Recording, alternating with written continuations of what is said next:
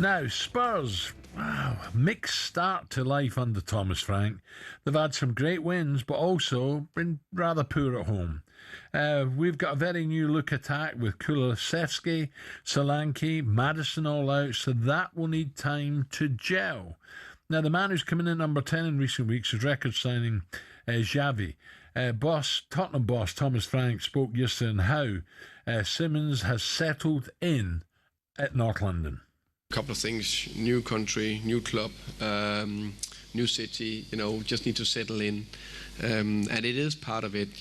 We all getting judged every game, but we also need to see the little bit bigger perspective and see it over time. And I always look for glimpses and bits and pieces we're working at. So, for example, Xavi, I think there were some good bits that we worked with him and asked him to be more arriving in the box, which when I looked the game back, he did. Was that the big eye-catching moment? No, but there was good glimpses. So I think it's constantly going a little bit in the right direction. Thomas Frank there on Xavi Simmons. Gab, do you like what you've seen so far from him? Have you not seen enough? He hasn't done nowhere near enough. I mean, you've been brought in for 55 million, was it? Not for me. I was there on Sunday. Nice on the ball at times, but doesn't shoot enough for me on the edge of the box. Playing the easy option, passing it out wide. He's got a lot more to do, and maybe that's the reason why Chelsea didn't pursue him as much as they could have in the summer. What do you think of the first half then? Briefly. Yeah. I thought Tottenham were okay first half. It was 50-50, but yeah, I thought so. Yeah, I think Tal was making some nice little runs, but they really missed a physical striker up there. Odegaard had a couple of good runs, but that final pass, all three of the attacking players, Simmons, Odegaard and Tal, just wasn't getting it off to each other at the right time, hogging onto the ball a bit much. But I'm sure Thomas Frank will want to see more from Simmons. Well, off the back of the weekend's loss to the Villa, Tottenham will be looking to bounce back away in Monaco tonight. In the Champions League, it's not going to be easy, but there's harder places for me to go in Europe. To give us more, let's bring in a man who played over 370 times for Tottenham and widely regarded as the best player ever. Glenn Hoddle joins us now. Hod, very good morning. Good morning, Glenn. Good morning, guys. How are you? We're good, Glenn. You sound chirpy, my friend. Are you golfing today or something? Or if I could show you over my shoulder, look, all them yachts. Yeah, I'm out Monaco. I'm out in Monaco doing the commentary tonight. Lovely. Yes. Yeah. So you stay away from that Jimmy's nightclub. Is that still going? I'm expected to see you still sitting at the end of a yacht when we come over a few years ago. You didn't move for 5 hours. I remember that, Hod. Brilliant. Spurs, it's Spursy again, isn't it? Some really good and others you think, oh, come on, better than that. Tonight, though, Monaco, Tottenham, we should have enough for Monaco, Glenn, surely. Well, I tell you what, I was over here 2 weeks ago when they played City and they had to defend and they showed a lot of character. And that hour was with 5 or 6 players out. So this isn't just going to be an easy walk in the park for Tottenham. I think if Spurs get a draw tonight, I think that'd be a good result. I think it suits the fact that they're away from home. They seem to sort of counter better and play better in this squad of players anyway on the counter. At home at the moment, when a team banks up against them, they're finding it very hard to break them down. Kudus is playing very, very well, but other than that, at the moment, offensively, there's still so much to come from Tottenham, and whether it comes is another question. That's the big answer. You need to see that. Also, you don't know what Monaco are going to turn up, do you? Because drawn 2 and lost 1 of the last 3 league games, but only 4 points off Marseille at the top of the table. Yeah, they're very inconsistent. They've got some young players. They always have had. Monaco have always brought through young players. But I was quite impressed with their character and certainly tactically against City.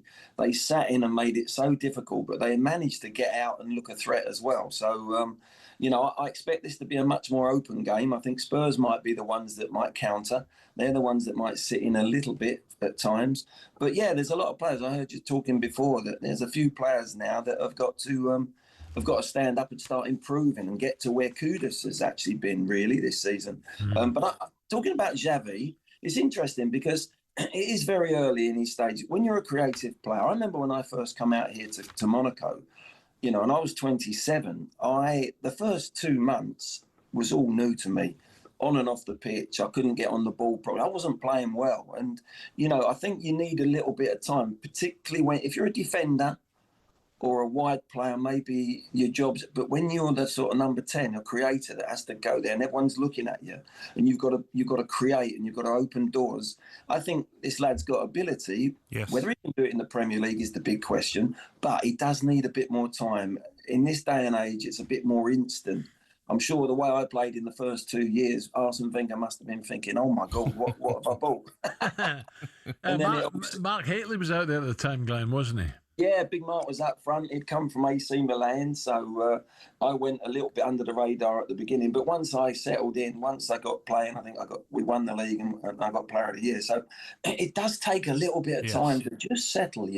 We can't be expecting instant, especially if you're a creative player, especially if everyone's looking at him saying, "Oh, you've got to produce." He's done well in the football that he's played in. Well, Premier League is the big test. You know what I found as well, Glenn, watching the game on the weekend against Aston Villa, is that Kudus was getting past Digne a number of times and then getting to the byline and crosses in, and they're really missing a Solanke, aren't they? A striker who really knows how to get in there and put the ball in the back of the net.